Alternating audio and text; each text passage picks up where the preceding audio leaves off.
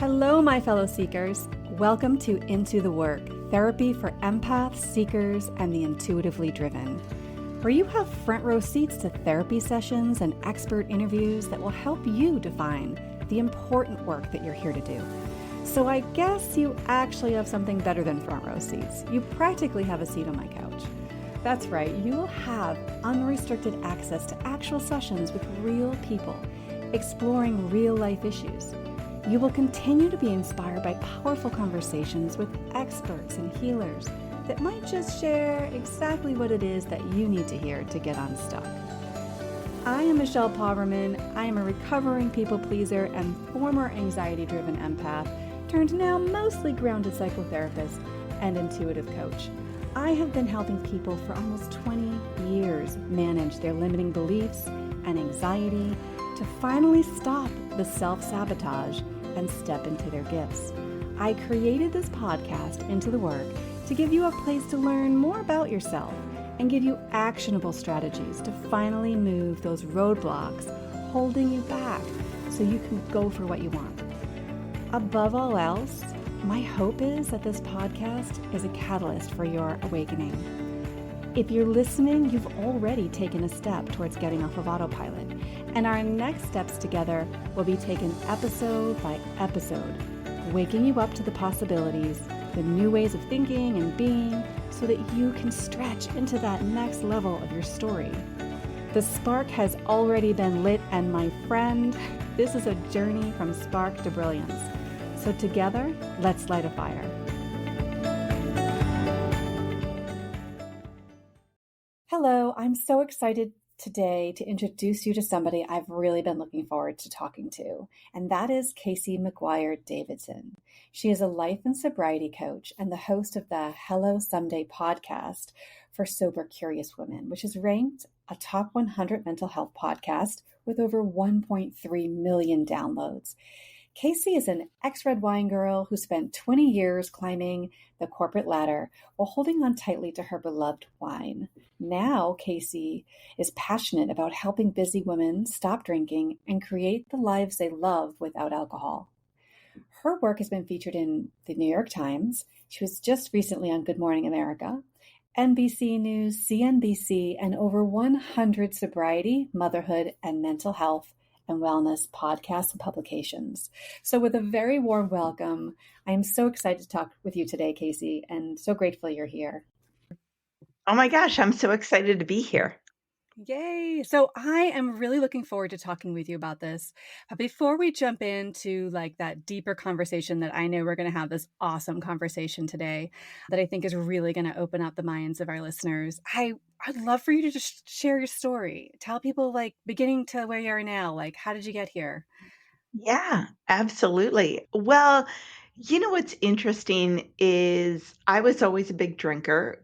Once I started in college, I was a gold star girl, completely people pleaser. In high school, I went to boarding school and was terrified of getting suspended or kicked out because you weren't allowed to drink there. But got to college and joined the women's rugby team, which is like a crash course in unhealthy drinking habits and binge drinking, and loved it. And I just loved turning off my mind for a while. I was always sort of hyper vigilant and anxious and worried about what people thought of me or, just wanting everyone to like me. And I found that when I drank, I didn't think about it.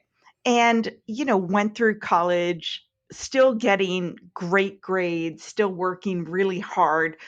But on the rugby team, we would have these huge keg parties after every game and keg runs. And the goal was essentially to get blackout drunk, and you got cheered on if you threw up and kept drinking. So, I got all those messages that drinking was required and fun and awesome and anything could happen and sort of the fuel for great adventures.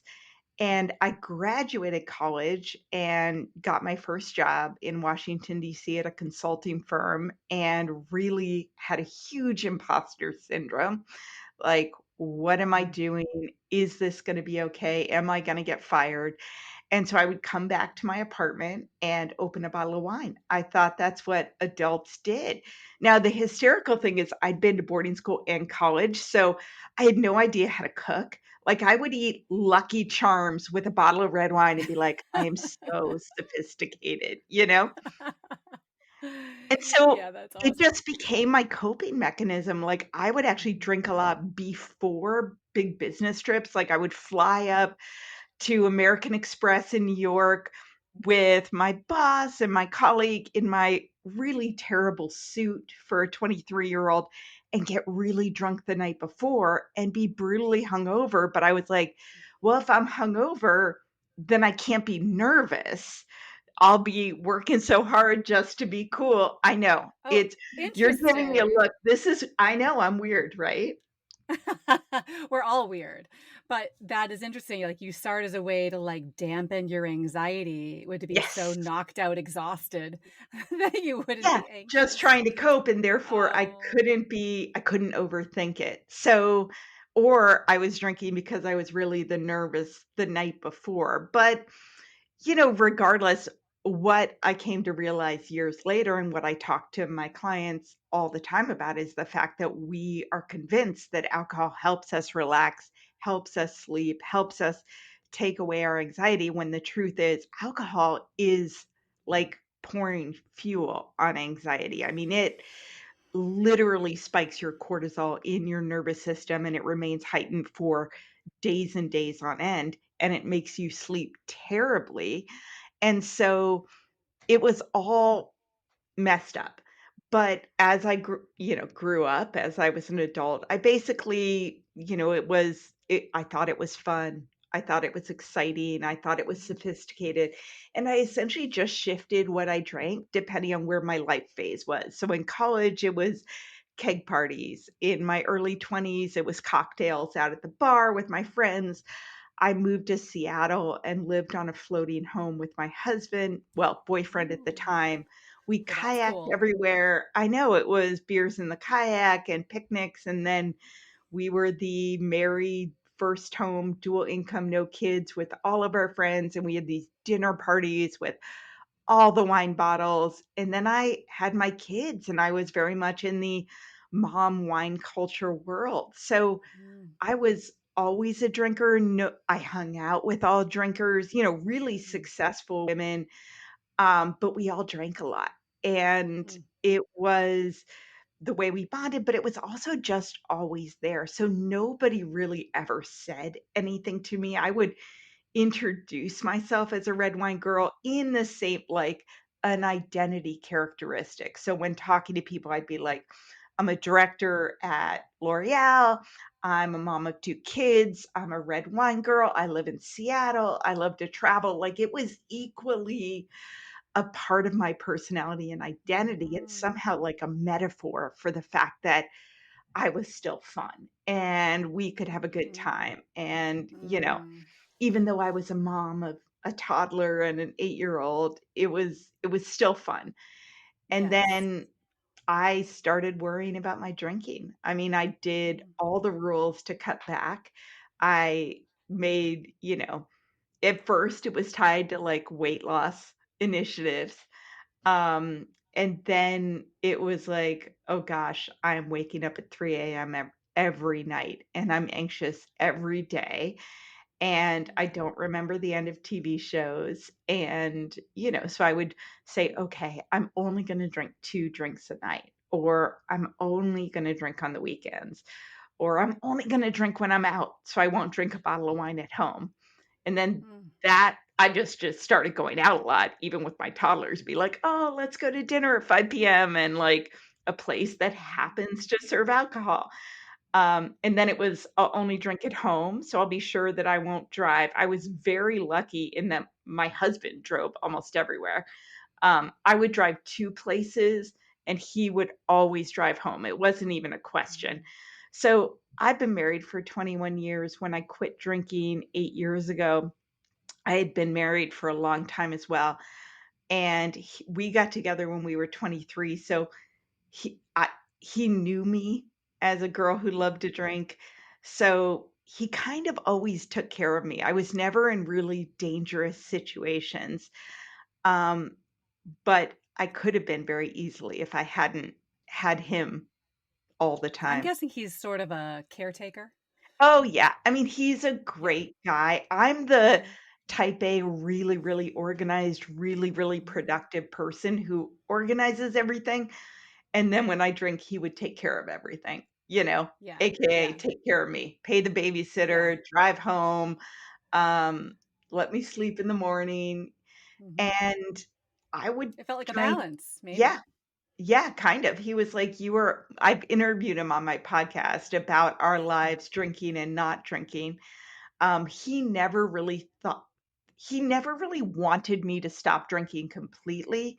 He just wanted me to not drink a bottle plus a wine on a Tuesday night and pass out on the couch. Like, he was like, Mhm. "Why don't you drink less? Why don't you only drink on our date nights?" And he really didn't get that it wasn't that I wasn't trying to do that. I mean, I Yeah. was. Oh, I tried yeah. for years.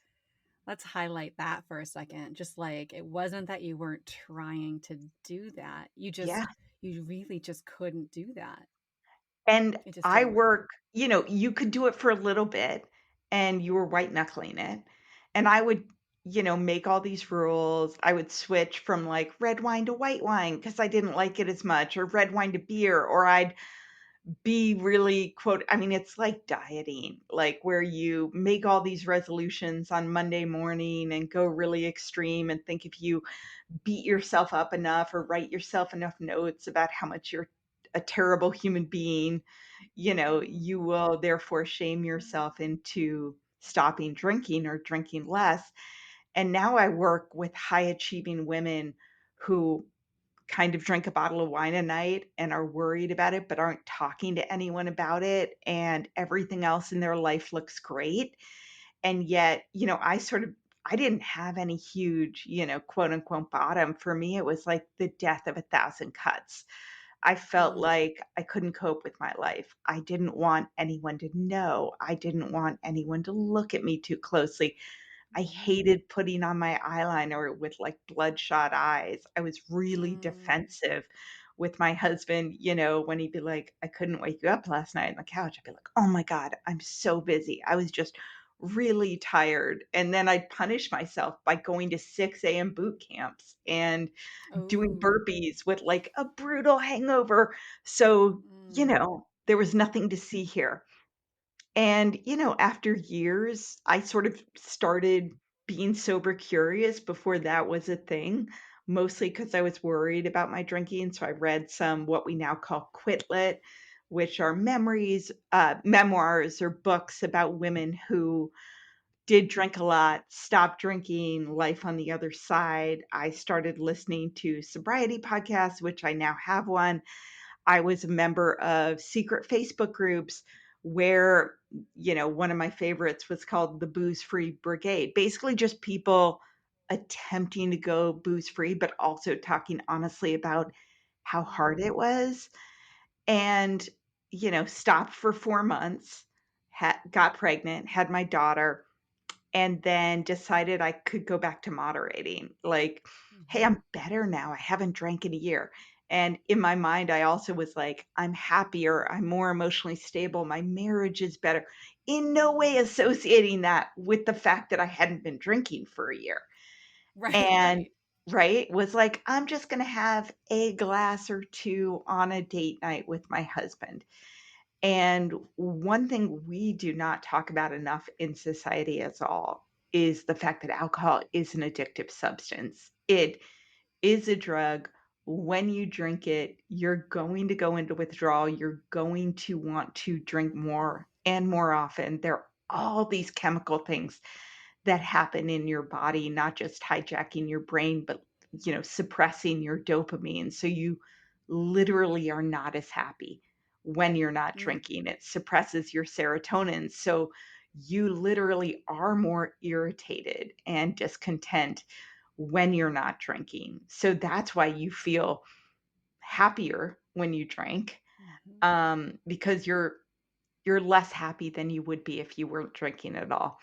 So, Mhm. it took me 2 years to stop drinking again. The entire time, I couldn't deny to myself that alcohol was the issue for my anxiety, for my unhappiness, for my feeling like I couldn't cope, and I knew at that point, I knew it was unsustainable. I knew I would have to stop. I just went back and forth between, "Can I play this out a little longer?" Because drinking was literally the thing I loved most doing, and then it was my worst case scenario to have, quote, unquote, "have to stop," because I didn't know any other sober people, Right, and that or makes a really people. big difference. Yeah. I knew people who drank a lot less than me, but in my mind, they didn't love it the way I did. Mhm. And Yes, so I got right. a sober coach, and that Mm. started with a 100-day challenge. I hadn't made it past day 4. Um, and then I felt so much better. I kept going and kept going. And, in 10 days, I'm going to hit 8 years alcohol free. What? Oh my gosh, I'm clapping quietly here. That's Yeah. amazing. Thank I you. mean, it is amazing. Doesn't that feel so good? Because I think what I just heard so predominantly in your story was having to shift from shame to power, to Yes. empowerment, right? Like once you can make the shift from shame and you can actually start to feel empowered, like, oh, I can actually own this thing and be proud of it. Like Yeah. I can actually take it out of the dark and the shadow and bring it to the light and be like, this is my vomit right here. This is how horrible I felt. There's a lot of self-loathing in that story of just, Oh, yeah. of a lot of feeling really crappy and terrible and defensive and then just how depleted it leaves our even our brains, and we can maybe get into that in a bit, but yeah. And so then you started doing your own coaching. Yeah, I stayed in corporate for about 3 years after I stopped drinking. I went to coaching school then for a year, and I kept working, sort of coaching on nights and weekends. I didn't originally want to do sober coaching. I wanted to, because I didn't want it to be the main thing about my life. Sort of in the same way I was a red wine girl, I wanted to be like, I'm a director at L'Oreal, I live in Seattle, I quit drinking, I'm a mom of 2. And then what I figured out was I always was gonna coach high achieving women who had sort of done everything right, meaning they followed the path they were told is the right one, in their lives, went to college, got the job, got married, had kids, and yet we're not happy, and we're suddenly like, am I just supposed to put my head down and grit my teeth for another decade because I've sort of signed up for Mm, this mortgage, this life, I have kids, I love them, I have a spouse, whatever it is. And then I figured out that coaching those same profile of women who struggled with alcohol was oddly so much easier because you had this presenting problem. And it was odd. It's complicated, but it's easy, right? You just stop drinking. There's all these limiting beliefs and fears and physical stuff that goes along with it, but the solution is pretty simple. And when you stop drinking and get further away from it and do the work, 60% of your problems almost immediately disappear. You're less mm, depressed, you're less anxious, your job is easier, your relationships improve. It's actually easier to parent when you're not drinking. Even totally. toddlers, it's hard to believe, because you think it's your off switch. And then the whole world opens up to you because Mm, a lot of women are like, "What's wrong with me? Why don't I have any discipline, any willpower?" And I'm like, "Oh my god, you're a VP at a company with a family, and you're drinking a bottle of wine and holding it together? Like, you have more discipline than anyone in the world." And if you remove yes. that, you're like, you've been running a marathon with a ball and chain tied to your Yes. ankle, and you Oh, I don't love what you even just said. realize it. Just to shift the mindset that it is not this is the shame mindset. Yeah, I'm weak. right? And then to shift it to no, I'm freaking powerful. I'm doing it all and this. Imagine what life could be like if I didn't have this ball and chain, right? And it's not your fault. Like, And it's not your fault. no one would be like, "Oh, I became addicted to heroin. Why are you so weak?" Like, everybody knows that that is a highly addictive drug, like Oxy, right? If you go to the doctor and they prescribe it and you take it for any period of time, it is a dangerous thing to mess with. And yet, my husband still drinks. All my friends I had when I was drinking still drink. I've got a lot of friends who don't drink as well now, but no shade on them at all, literally no problem, but Mm-mm. it is an addictive substance, and if you have any propensity for why drinking works for you, whether it's anxiety, whether it's self, you know, self-medicating for ADHD or, trauma in your background or a spouse who drinks like crazy or a like rugby certainly helped me Mhm. mentally figure out how Mhm. to drink a ton and have it be very socially acceptable and be surrounded by other people who did it, um, you will go down that path eventually. Mhm. And, you don't have to hit any kind of a bottom to decide, I want to see what life is like without it. And if you get away Totally. from it, you are going to realize that life's a lot better and you're a lot happier. And it's not the biggest deal in the Mhm. world to not drink. Mhm.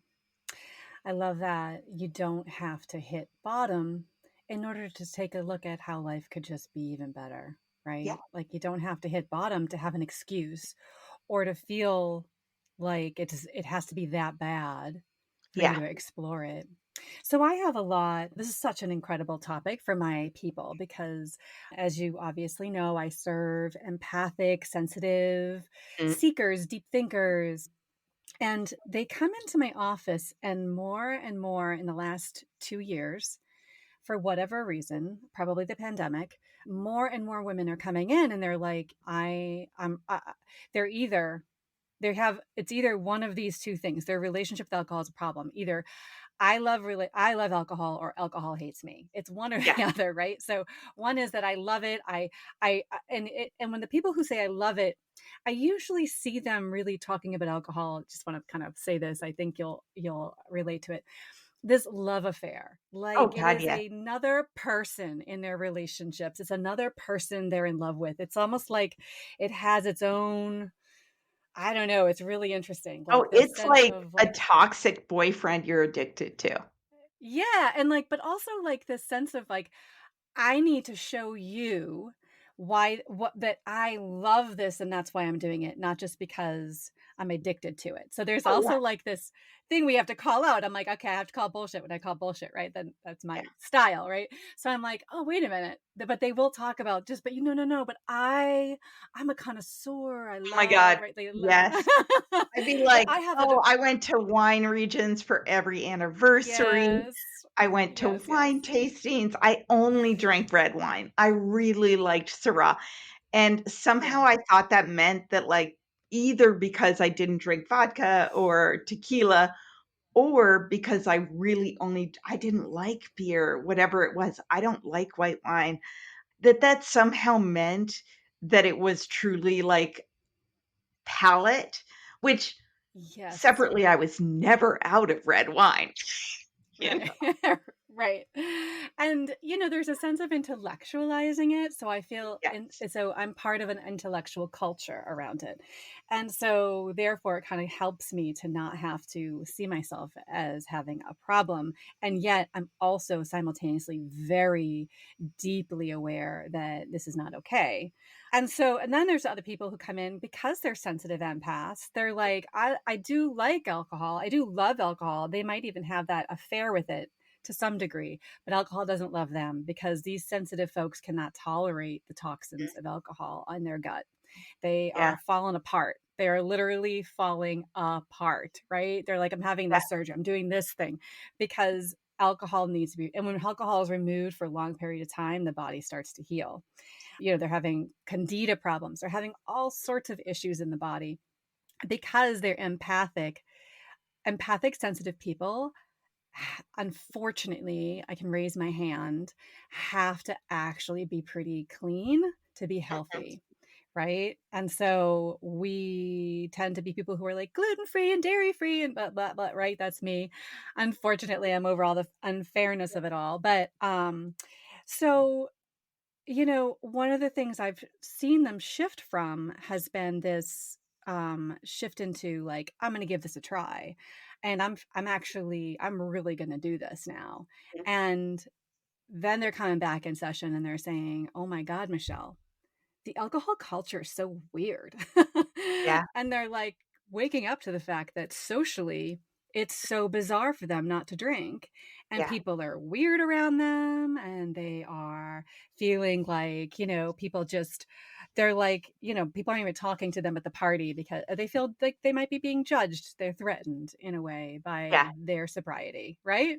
yeah, And people now, I'm gonna, before you kind of chime in, I just want to highlight a lot of people, when we're airing this, it'll probably be, I have to look at the dates, I think it's end of February sometime, but people were moving from that dry January. So yeah. they're been in this world of like people, it's not necessarily cool to be sober.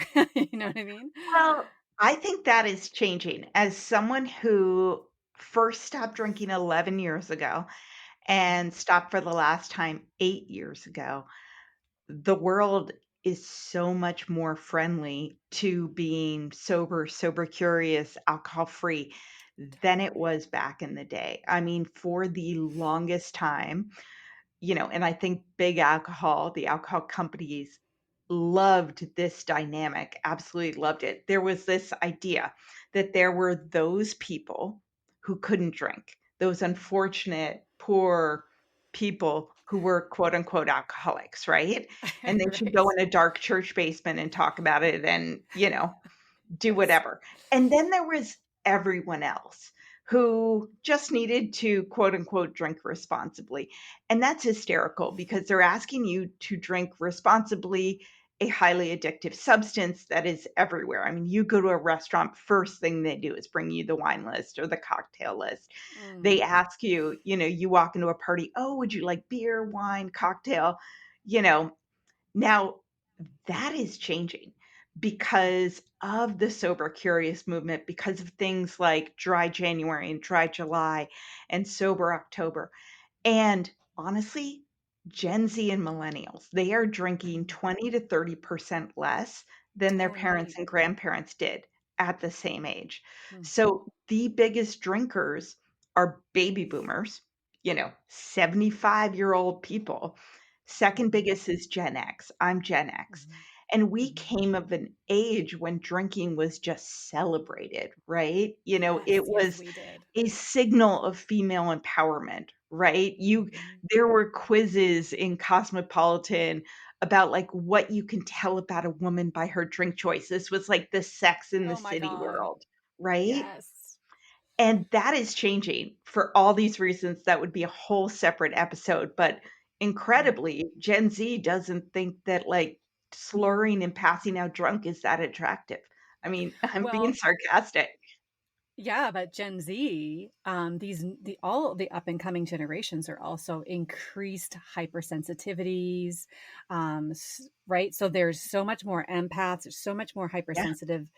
I mean, we look at the autistic spectrum that it used to be yes. called, but like we see that like so many of these sensitivities are coming about, and sensitive people are like, this isn't. A lot of Yeah, sensitive people comes to the conclusion like this is a downer. This is like yeah. killing my Well, vibe. and they're more aware of mental health issues, which I didn't know for the Yes. longest time. The fact that alcohol impacts your anxiety, your depression, and the Mhm. news only, I mean, the American Cancer Society only acknowledged that alcohol literally causes 7 kinds of cancer in the same way that tobacco does in 2020, which honestly, they had that research for decades. it is medical malpractice. They did not put that out there. Only Wow. 30% of Americans know that alcohol does in fact cause cancer. It is a class 1 carcinogen, just like asbestos and tobacco. And 70% know that tobacco causes cancer. Like a woman who and there again, no shade. I drank a bottle plus of wine a night. I was a 365 night a year drinker unless I was trying not to drink. But 3 drinks a week, and it does not matter if you are drinking wine or vodka, 3 drinks a week for women causes a 15% increase in your risk of breast cancer. Every drink over that increases your risk by another 10%. And yet we were told that the recommended amount of alcohol for women was 1 drink a week or 1 drink a day or 7 a week. That's still out there in the Wow. normal information. And the idea was don't drink if you're pregnant, don't drink if you're driving. The implication is for everyone else, there's nothing to see here, you know? Wow. Oh my gosh, you heard it here, because 'cause I've not heard that. Oh, That yeah. is incredible. It is Wow. there have been so many studies released in the last 4 years debunking everything we heard, that red Yeah. wine is good for your heart because of whatever, and they were so biased, and the reason we don't know it is because alcohol companies spend a ton of money lobbying the government, Mhm. the medical establishment. A lot of those studies were funded by alcohol companies or with Wow. doctors with ties to them. But you mentioned highly sensitive people, and I've actually done some work on that. I've certainly done a bunch of podcast episodes about it. And when I talked, originally about underlying symptoms that make people more susceptible to drinking, and it one of them is being highly sensitive. And the Mhm. reason is that they're and you know this better than me, they can be easily overwhelmed by chaotic environments, negative emotions, upsetting situations. So, alcohol's been described as a mute button for highly sensitive people in a world that's too loud. They turn to alcohol as a tool to numb Mm. them, literally to numb their nervous system from overwhelming situations or as a coping mechanism to dull strong emotions. Mhm. And it does dull. I used to describe it as like this bubble around you that literally dampens sensory input. That's what it Mm. does.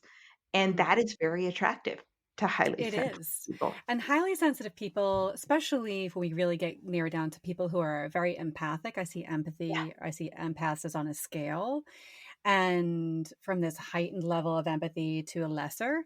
And there, a lot of times, I think you could appreciate this, that a lot of times when we look at that hypersensitivity and the overwhelm, it's like I'm overgiving, I'm people pleasing, Yeah. I'm dancing everywhere in my life. And we think it's because we're doing it to help the other people who are giving us and we're taking in all their negative emotions. But the reality is we are what we're doing is we want to feel better because your shit's too much for me. And Yeah. all this overwhelm comes from me wanting to feel better. And so what I have found with the alcohol piece is it helps them feel like they don't have to feel all this negative stuff coming off Oh, people. yeah. So they can just, and like you said, I wanted to shut off that people pleasing. So I took a drink. I want to shut off this anxiety. So it also just shuts off the dance. Yeah. I don't have to work so hard around you. I mean, Yeah, I it is. am very uncomfortable with negative emotions. I know that about myself, and Mhm. it's hard for me. And, I don't want to contribute to conflict or tension. So, I mean, my husband used to always be like, I feel like I'm not even allowed to be upset around you, even if it's not about you. And he was not wrong. It was Mhm. very difficult. But what I did, what a lot of women do, is you have a genuine resentment, which usually means a boundary needs to be put down that Yes. hasn't been put down. And Amen. instead of expressing it, because that's uncomfortable, you drink. And what happens is then you wake up the next morning, you blame yourself. You're like, "What's wrong Mm, with me? Why did I drink too much?" Therefore, you don't call out the other person, mm, and somehow it is more comfortable to be mad at yourself than to be mad at someone else, and that's all, like, mm. very convoluted stuff, but w I talk about when you remove the alcohol, there are 2 kinds of problems that you solve for. The first is the aftermath problems, and those actually get resolved decently quickly, right? The poor sleep, waking up at 3 a.m., extra anxiety, extra irritation, brain fog, all that kind of stuff. The second kind of problems that you have to solve for are the underlying problems, which are all the reasons that drinking works for Yes. you in the first place. And it might be Yes. you're an empath and you're uncomfortable with conflict or negative emotions. It might be you're highly sensitive and you have to find other tools for coping with the world that overwhelms you. It might be you have ADHD and that, people with ADHD have lower dopamine, which alcohol spikes your Mhm, dopamine really high. Like my mhm. anxiety, then it suppresses it lower than your natural resting level. But you might have a million different things. Social anxiety, it's it's this cycle that you Yeah, take away and your that favorite coping mechanism and you gotta deal yes. with it. Yes. Yes. And just to kind of highlight, because I know there are a lot of listeners that do, because a lot of empaths do struggle with ADD. Just that, most some people may not have heard before that that dopamine level is that we don't that we lack it, and then we get that hit, but it brings us lower. And Yes. so a lot of people don't realize that. They think, "Oh, but it was so fun. It felt so good. And oh my gosh, I got to do it again." And they don't realize the roller coaster ride they're taking their brain on Yeah. and their body and their energy field. Because, I will talk about that too. Like, uh, energetically, we are more porous. And so that's why so much can bombard us. And so when we drink alcohol, all that rush comes up and it's like, oh, and then like the next day we feel terrible and our field literally shrinks around us. And we just don't even have the electricity we need in our body to even, we're like low, we call it like a low vibe. It's Yeah. like the low vibration in our body, our brain included, obviously, too. But for the ADD person, that can feel like, I'm imagining that can feel like brain fog, particularly pretty bad. Like I can't function today. I Yeah. can't think. I can't perform. Yeah. You've mentioned ADD a couple times. Is that something that you yourself deal with, or is it something that you just see a Oh, lot of? it's something a lot of my clients deal with. So I've done a couple episodes on it because it's something I see often. I also see Mm, I work with, a lot of women who sort of mirror my experience, which is really high achieving and yet mm, people pleasers. And that combination often means you overload your schedule, you do everything for everyone else, you have mm, no downtime, you have really kind of poor boundaries, and then at the end of the day, you can drink and play Candyland. You can drink and jump back on the computer once the kids are back in bed. You can drink while doing many things. And some of my clients drink so that they won't work, so that they can't work mm, if they drink because they're so responsible, they won't send emails or whatever it is. And that is their way of almost putting a physical boundary where they need to have an internal boundary to how much mm, they work. mm, Um, but it is this vicious cycle because when you get away from it, you will see that your stress level is lower, that you are taking more breaks to decompress throughout the day, you're taking better care of yourself.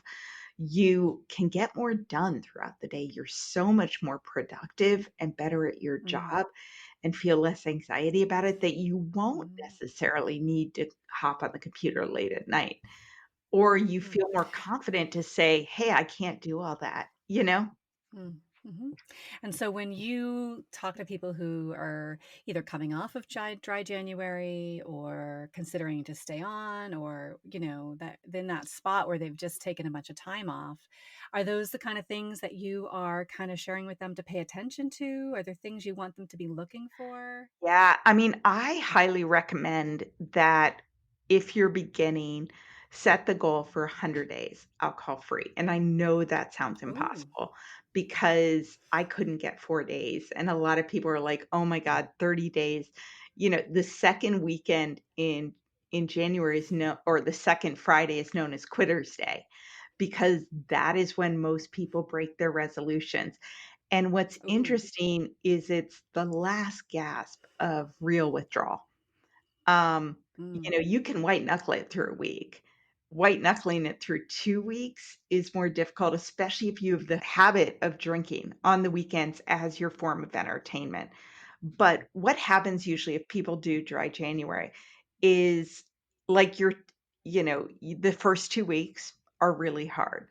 And some women are like, "I hate not drinking. I'm really unhappy when I'm not drinking." And I'm like, "No, no, you hate withdrawal.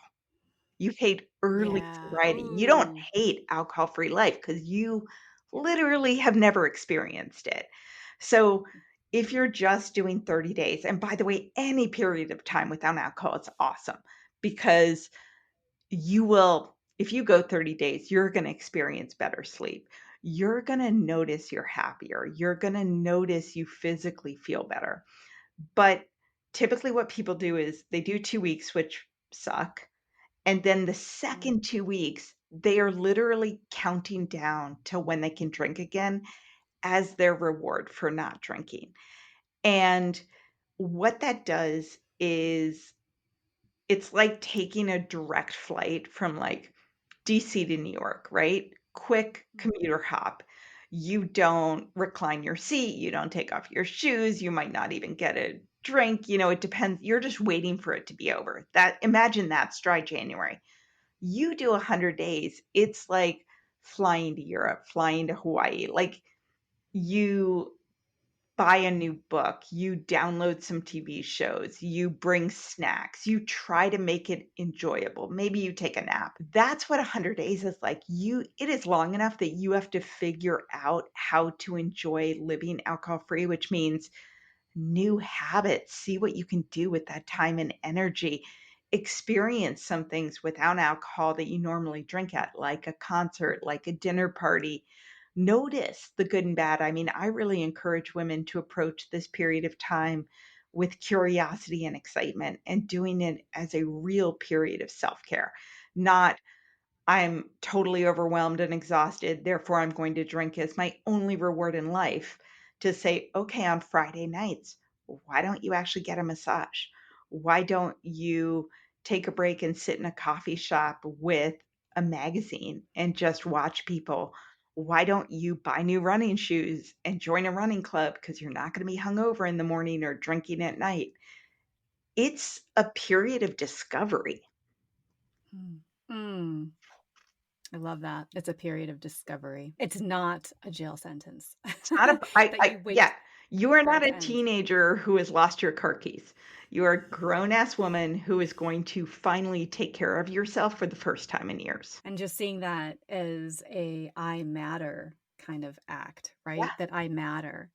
And so many of us, especially high achieving, anxious women, don't know how to matter. yeah. And so, in some ways, it sounds like what you're saying is even just quitting alcohol is a massive I matter movement Oh that god, might yeah. be tricky. Well, in my mind, Yeah. it's also a health and wellness choice in the same Mm, way as deciding to be a vegetarian or a vegan is. yep. I am not either, but if you said, "I've decided to become a vegetarian because I feel better and it aligns with my belief system and it's a personal choice." Nobody would be like, "Come on, have a bite of a burger. Come on, just do it." I mean, you would be a jerk. Right. And yet with alcohol, people are like, "What do you mean you're not drinking? How come you're not drinking?" I mean, if you're a vegetarian, you go When are you to going to drink yeah, again? when are you gonna drink again? This is a little bit much, don't you think? how are we gonna have fun? You probably don't wanna go out to dinner if you're not drinking. Like, if you're a vegetarian, like, you just order something else on the menu. You either eat around the meat at a dinner party or you bring your own stuff. Like, it's Mm, not the biggest deal, and one thing I love, one of my favorite non-alcoholic beers is Athletic Brewing Company. There was a story in the Wall Street Journal yesterday that said the most popular beer in America doesn't contain alcohol, and it's Athletic Brewing Company. It, in 4 years, became a $4 billion business, and non-alcoholic drinks are becoming huge, not just during dry January. And the big alcohol companies, they hate it, but they're having to respond to it. I mean, Guinness has a non-alcoholic version, Corona, White Claw just came out with non-alcoholic version, which is hysterical because it's basically seltzer.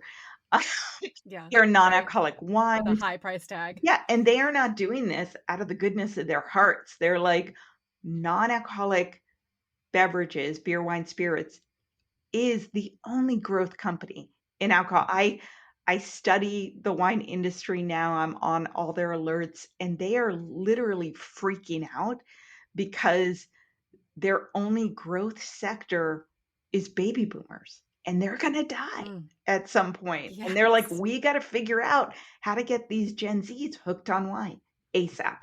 Yeah. Wow. Wow. Wow. Wow. Wow. Yeah. So when you're talking about like this change and shift and thinking about it, so it's not necessarily this jail sentence. You're looking at it like, a health and wellness, a I matter, a self-care movement, right? um Yet we're also, I heard you kind of talk about how difficult that first chunk of time can be. And I know when I'm working with people and they want to make changes in their life, I'm usually saying, look at, there's two things, especially for empaths. One is you have to somehow be attached to your why. And two is it's really important for you to discover, build, water personal power, Yeah, because when you're an empath, you don't typically have personal power. And so, I mean, you can be this high achieving woman out there rocking corporate world and still struggle with personal power when it comes to yourself. Just like you said, you can still be a people pleaser. And personal power, I'm referring to, like, being able to stand in yourself, take responsibility, accountability, and move forward on what is good for you. Hold boundaries, yeah, boundaries being the line between what's good for you, what's not good for you. So it really to get that motivation, to have the motivation to go past that 2 week time, that time yeah, that is just nasty.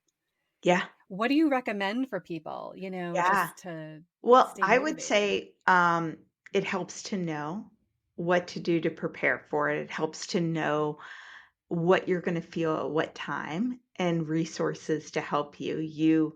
Trust me, you are not the only person out there struggling. There are hundreds and thousands of women out there struggling, probably women you're friends with, and none of us talk about it because we don't Mm, wanna be labeled as having a problem. So mm, on my website, it's hellosomedaycoaching.com. I have a completely free 30-day guide, tips for your first month alcohol-free, and it will tell you, one thing is go to the grocery store, to stock up. So your first week or 2, you're gonna want really easy dinners. I mean, get takeout. Don't go out to restaurants where you normally drink. Buy non-alcoholic options. It can be cranberry and soda, it can be non-alcoholic beer, it can be, I love Groovy, it's Gruvi. They have an incredible zero point 0.0 prosecco and bubbly mm. rosé. I promise you, I had to look at the bottle like 4 times to make sure it was non-alcoholic because it was so damn good. I was having mimosas and I Right. was like, "Are we certain?" with a bunch of sober women. And get a happy hour drink, eat protein, set your alarm for 4 PM, 3:30 PM. The low Mm, blood sugar and hunger really triggers cravings. So eat mm, something with protein going into the witching hour. Do not diet. do not, I mean, obviously, if you have a highly sensitive or a medical reason to adjust your, diet, absolutely stick with that, but if you are approaching removing alcohol as a, "I don't like how I look and feel," please don't also try to eat no sugar and not enough food and drastically change your diet because one, hunger is a huge trigger. Secondly, when you remove alcohol, you're really going to crave sugar. It's not going to be forever. But one, sugar spikes your dopamine in the same way that alcohol does, but at a lower level. And second, um, you are going to crave sugar because most alcohol has a lot of sugar in it, and you don't even realize it. I mean, I used to be like, "Oh, I don't even have a sweet tooth." I was drinking a bottle of red wine a night. I Yeah. mean, that's a ton of sugar, and I was like, "Oh, no, thanks, I take my calories in wine, no dessert for me," thinking it was somehow Yeah. like a badge of honor, Yes. like I was Yes. somehow, Yes. my willpower on that was better. So, eat the brownie, eat the cookie, it will not last Mhm. forever. But there are a whole bunch of other tips in my guide, so go grab that, it'll help you. Yes. Yes, totally, totally. And I feel like when they do that and they can go check the guide and really get some ideas on some important things, I also feel like when they get to the other side of what you talked about, where you do the 100 days and you get past the worst of it, how you decide to diet, what that looks like coming from a place of I matter is going to be a lot Yes. different than depriving myself as a big fu because you suck, right? Ah, It's going to be a totally different, it's not going to be against hate, against myself. I hate myself. This is horrible. It's going to be for something. yeah. And that shift from against energy to for something is just such a You're beautiful gonna thing. And I think, yeah. You're gonna feel so yeah. much better. Like, you don't change a diet, you even eat more than you were when you were drinking. First of all, I recommend my clients take a selfie of themselves each week. The Oh, scale could not budge at all. Your face will be significantly less bloated, less puffy. Your skin will be better, your eyes will be brighter. Like, you will notice it in your mm, face. You will be less bloated around your belly, you just will. Once you get through being super tired in the first couple weeks, you are going to have more energy naturally. I can't tell you how many times I said I was gonna go to 10 a.m. yoga on Sunday and just didn't go because I was vaguely or very hungover.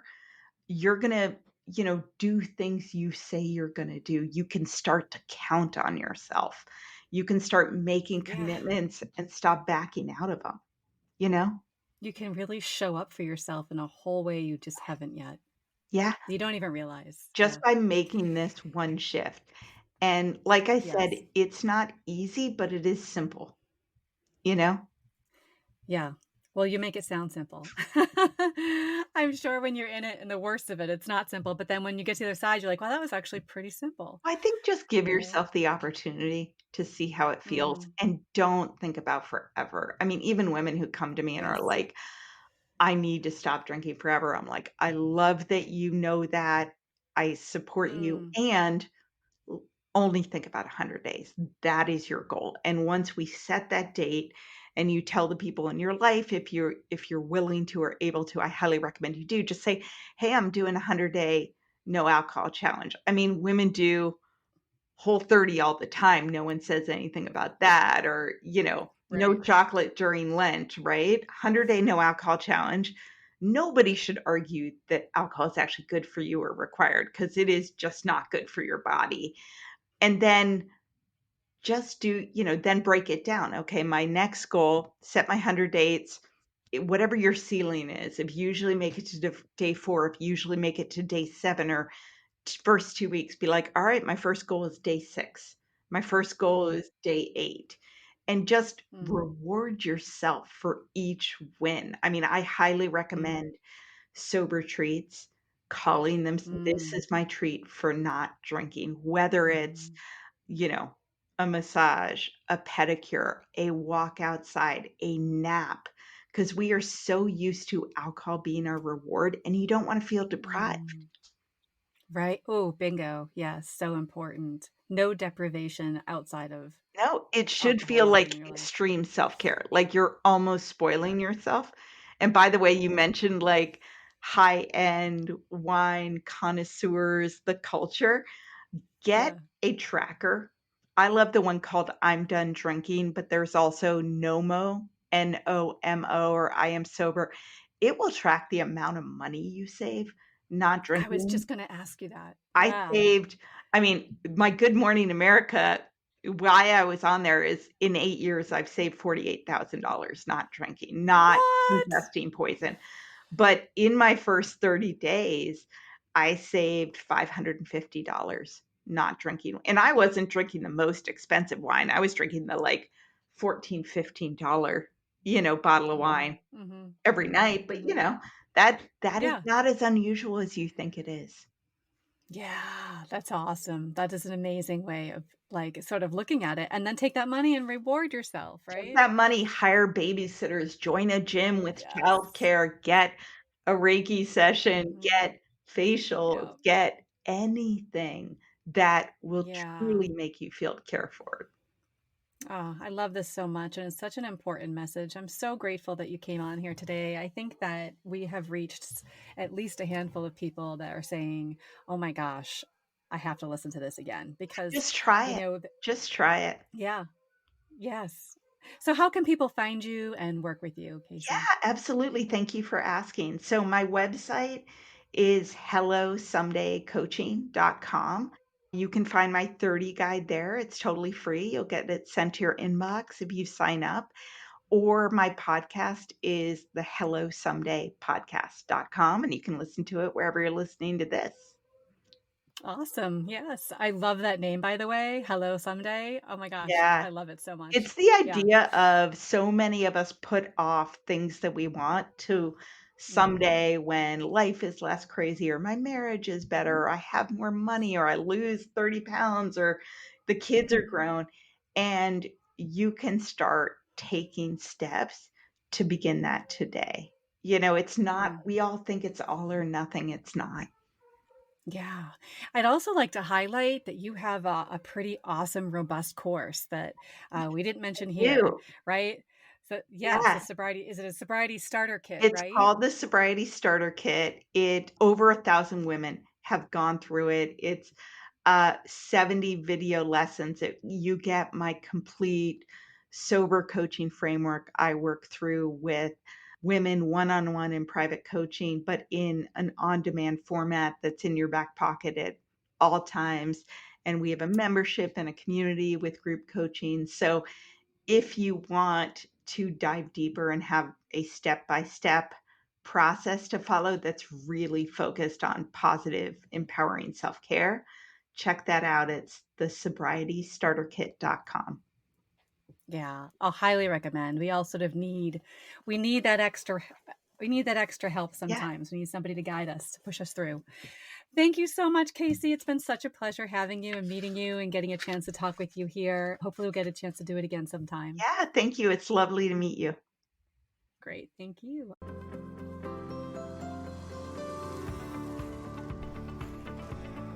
Thank you for listening to Into the Work Therapy for Empaths and Seekers. Don't forget to grab your free gift, your Shadow Work Transformation Bundle at michellepoverman.com. I've included everything you need to get started to break through the patterns of self-sabotage and finally start to heal the parts of yourself that are getting in the way of truly reaching your potential. From a powerful meditation designed to help you meet and embrace your shadow self, to the guide that's full of curated prompts and important questions to support you on this journey. This really can be the work for you to unmask the root cause of all the issues you've been experiencing, honestly, and start to feel free to believe in yourself and go for what you want. The link for this free bundle is in the show notes. And if you like this episode, I would be so grateful if you could take a moment and rate, click and follow, and leave a review. Of course, you can always follow me on socials at Michelle Poverman. And keep in mind, as you embark on your journey from spark to brilliance, remember, the universe is always conspiring in favor of your awakening. Everything that's happening is in support of you lighting your own fire within. So until we meet again, may your path be well lit and your heart be guided. Shine bright, seekers. Until next time.